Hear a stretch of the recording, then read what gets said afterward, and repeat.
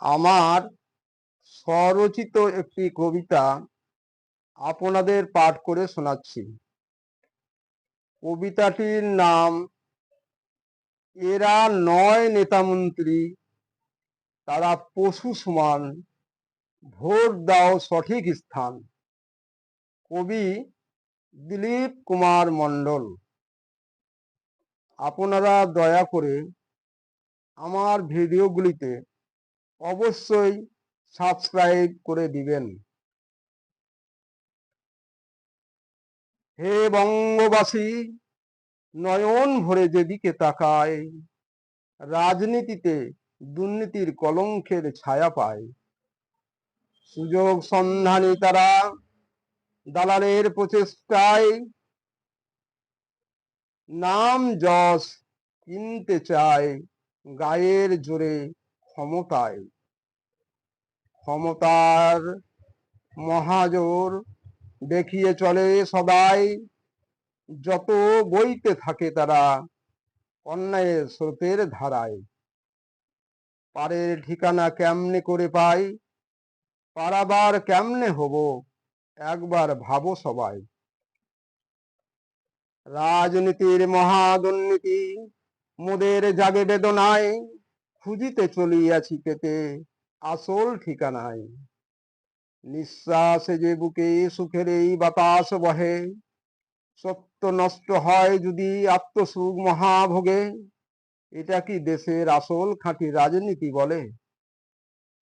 সুখের আশায় থাকে তারা দুর্নীতি যোগে, সুখের দিনকে বানায় কান্নার দিন, জনতার বাড়ায় মাথায় বোঝার ঋণ। তহবিল মহাচুরি শূন্য করি, যত তোমার সারা দেশ ধ্বংসের মহাপথে করে এরা একাকার। চোখের জলে যত ভরে জনতার দুই আখি, শত সহস্র মহাদুর্দশা কোনো নেই তার বাকি। অসহায় জনতার কাঁদিছে অন্তরে নিবিড়, সমগ্র মহাজনতার আজ হয়েছে নতশির।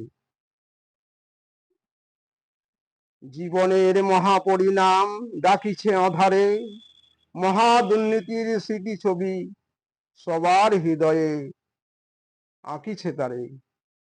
কলঙ্কিত রাজনীতি অন্তরে বেদনায় মহাভার, রাজনীতিতে দিয়ে যায় কলঙ্কের কালিমা উপহার।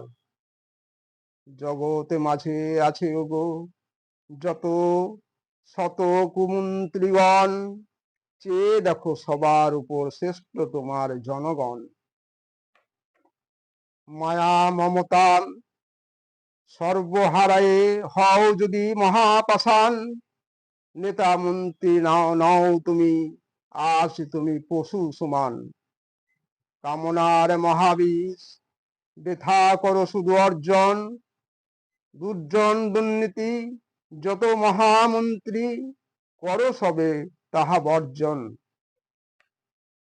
করো পরিত্যাগ যত দ্রুত তোমাদের যত স্বার্থপর জীবন, যত সর্বনাশ স্বভাবের করো সবে মহাপরিবর্তন। জনগণের পাবে আশীর্বাদ, যাহা হবে অমূল্য ধন, সুখ শান্তি আসিবে ফিরে থাকিবে বিরাজমান।